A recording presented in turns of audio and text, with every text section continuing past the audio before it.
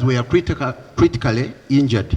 Erizoba umurushitama rw'Eishengyero ry'ihanga rwabarukurirwe omwezi wa Speaker Honorable Thomas Tayebwa yahinguza akakiiko k'abanyeshengyero mushanju abarukuza kucondoza aha Enshonga zo kubinga Minisita Namuganza ahabwa Minister kandi omunyeshengyero w'Ambarara City South Honorable Mwinempaka niwe yakwasibwa okukurira akakiiko aka akaraze kucondoza. After 14 days of transmitting it to the President, I must cause Parliament to sit and appoint a select committee that will investigate the Minister with the aim of establishing a prima facie case. A prima facie case is a case on the surface, evidently visible. Tayebwa yayongera yashobora abanyeshengyero ngu bareke kugumana bamugambira ebihama ngu naija kukuratira ebiragiro nkoko biri kutwaza omwishonga nkeji. So I'm commanded by Rule 109 of our Rules of Procedure to appoint, to cause the House to appoint that committee, and that committee is supposed to be processing the motion within 15 days as provided for under Rule 109 sub-Rule 10 of our Rules of Procedure.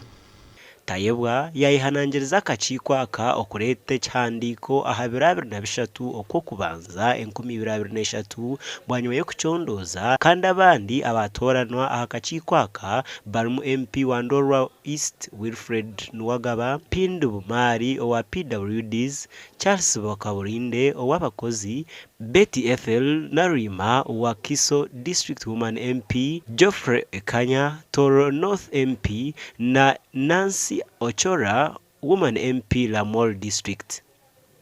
Abanyeshengyero bahemya ngu bino bwesigwa ngo akakiiko akatorano aka nikija kubaha uburinganiza. Speaker yabashikire abo kuba amateka nigikiriza ngo umuntu ayino kwehozaho. Umuntu wamuteka ho mushango ncenda ohure nawe cyari kugamba. Kandi umurushitama rwo rumwe Speaker yashaba Minister wa Works okurete cyandiko ahaja kubasa kukorwa okucendeza aha rubutandu aha nguto obwari kugira ngo abantu benshi bafire omubwire bwa Christmas kandi abanyeshengyero bajumirira ba driver abo kuvugise kimama.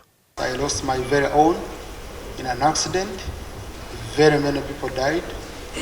Specifically, I want to send condolences to the family of Justice Mugamba, who lost 3 children in one accident.